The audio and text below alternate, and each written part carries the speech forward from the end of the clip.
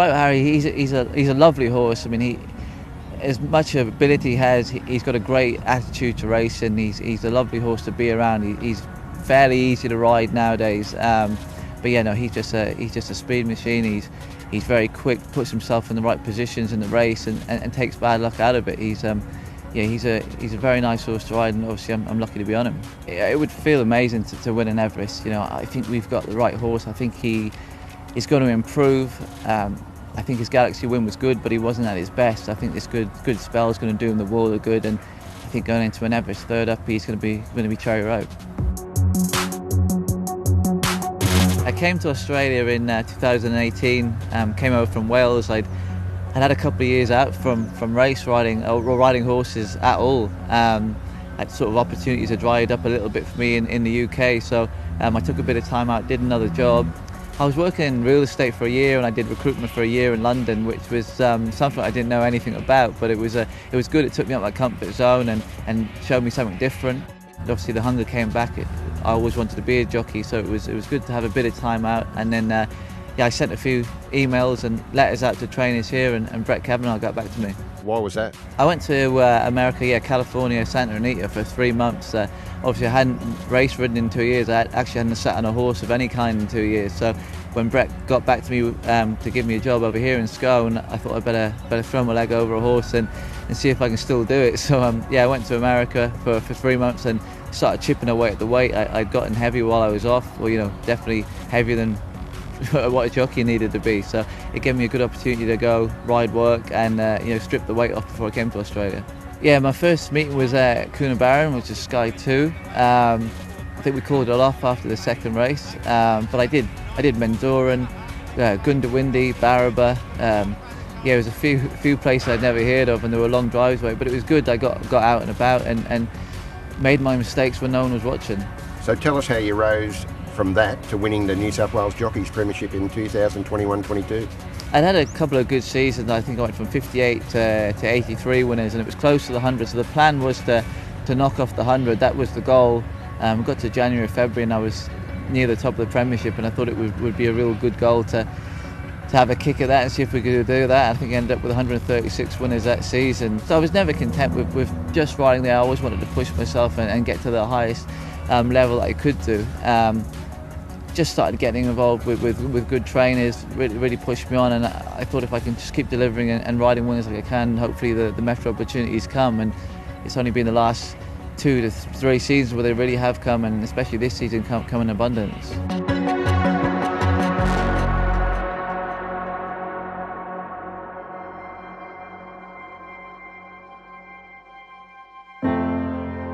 I met Nathan at Gosford Trials, I think. I'd seen him around Scone, but I had never done any work for him or spoken to him, but he came over and introduced himself, and I think the first ride I had for him was at Gunnedah, a horse called I Stole Your Love, and he declared it to me and I got beat on it, so I thought that might be my last ride for him. But I had a few more rides from that season, had a good bit of luck for him, and I say I've been riding for him for sort of 5 or 6 seasons now, and we've had a lot of luck together. Private Harry, 100 metres left to run. Lady of Camelot runs to second late, then Arabian Summer, but look at him go, Harry, Private Harry won the Sunlight.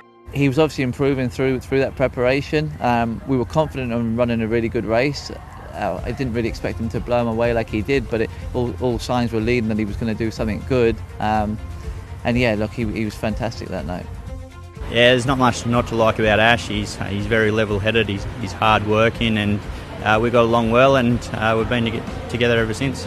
He's always wanting to get the results and ride more and more winners. So it just probably shows how driven he is to succeed, and I think he can match at the level. It's a game of opportunities. Without opportunities, you never really get noticed in this game. Hopefully he's got that opportunity on Private Harry and can get noticed more often now and get some better rides. Sarah's really been someone I didn't really have a lot of luck with, to be honest, and then I rode Matchalate at Newcastle in the qualifier, and he was able to win. I've known Sarah a while, and she's doing a fantastic job, especially with Matchalate. He's had his injuries and issues, and to get him back to win $1 million race is a real credit to her. My relationship with Bjorn started. I used to ride for Luke Hilton when he was training in the Central Coast, and obviously when Luke started at Bjorn's, he sort of got me into Bjorn's, riding a bit of work, and did a lot of work from around the Orange, Bathurst, Mudgee areas, and And Bjorn's great. He's great to ride for. He's a great fun trainer to ride for. He makes you very relaxed riding for him, and they've given me opportunities in town now. It's sort of so they've been loyal to me with a lot of horses. I've been in Group 1s for them, and I've got rides coming up from the future in some good races. So they've been a great support.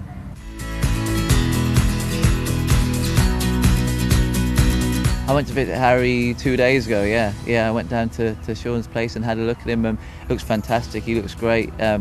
He's a very different animal outside of work. He's laid back and he just mows on around the paddock and by himself. So he's looking great, and I can't wait for him to come back, to be honest. To keep the partnership with Harry, obviously, it's massively important to me. There's so many jockeys that have been associated with a really good horse, and I'm lucky I'm in the position that I am associated with Harry, and I believe he can keep winning. I know there's big goals for him after the Everest too, so we're just looking forward and enjoying the ride. He's given me a platform to show what I can do on that level. It's been really good that I've been able to knock off a couple of stakes races and another $1 million race over the weekend on different horses. Obviously it's fantastic being on him, but I also don't want to be the jockey that's a one-horse jockey, and it's been good that I've been able to rise to the occasion on other horses as well.